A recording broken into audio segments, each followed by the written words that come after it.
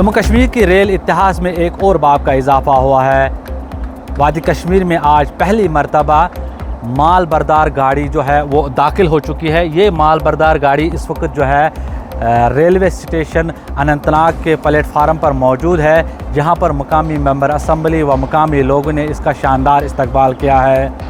इस माल बरदार गाड़ी के इजाफे के साथ ही यहाँ के फ्रूट ग्रोवर्स में भी काफ़ी खुशी नज़र आ रही है। उनका कहना है कि इस माल बरदार गाड़ी की वजह से वो लोग अपना माल मुल्क के मुख्तलिफ मंडियों तक बर वक्त पहुँचने में कामयाब होंगे, जिससे उन्हें काफ़ी फ़ायदा मिलेगा।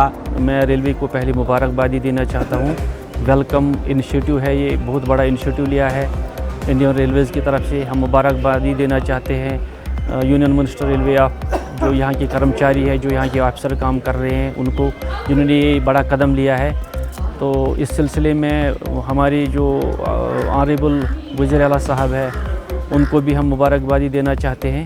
ये बहुत बड़ा इनिशिएटिव है, जिससे आम लोगों को फ़ायदा मिलेगा और जो सीमेंट का जो है, लोहे का बिज़नेस है, सीमेंट का जो है, बाकी चीज़ें जो है, फ्रूट ग्रोवर्स है, उनको फ़ायदा मिलेगा बहुत। इससे काफ़ी सहूलियत मिलेगी, क्योंकि जब यहाँ पे रोड क्लोज़ हो जाता था, बारिश की वजह से दिक्कत आती थी, तो फ्रूट ख़राब हो जाता था और वो वक्त पर उनको मंडियों में नहीं पहुँचता था।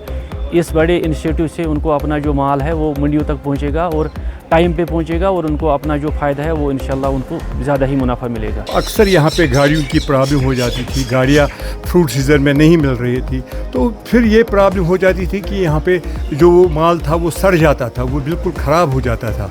तो इसलिए ये बहुत अच्छी बात, या उधर से कोई भी माल आएगा, कोई हम हर एक चीज़, सब्ज़ियाँ, ये फ्रूट्स जो बाहर से आते हैं, सीमेंट आता है, लोहा आता है, और बाकी जितनी भी कमोडिटीज़ है उसके रेट्स जो है बहुत हाई हो जाती थी, क्योंकि अगर 4 दिन या 5 दिन या 10 दिन वो बंद हो जाता था, रोड ब्लॉक हो जाता था, बड़ी प्रॉब्लम हो जाती थी।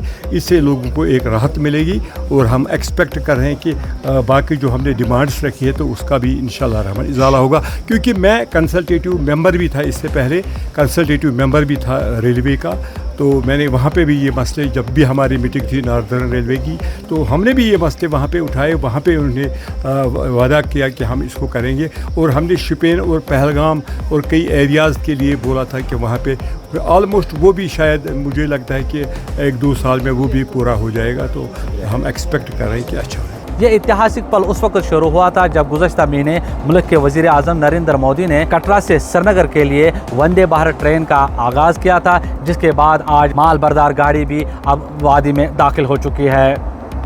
आरिफ बलोच, कश्मीर उज़्मा, अनंतनाग।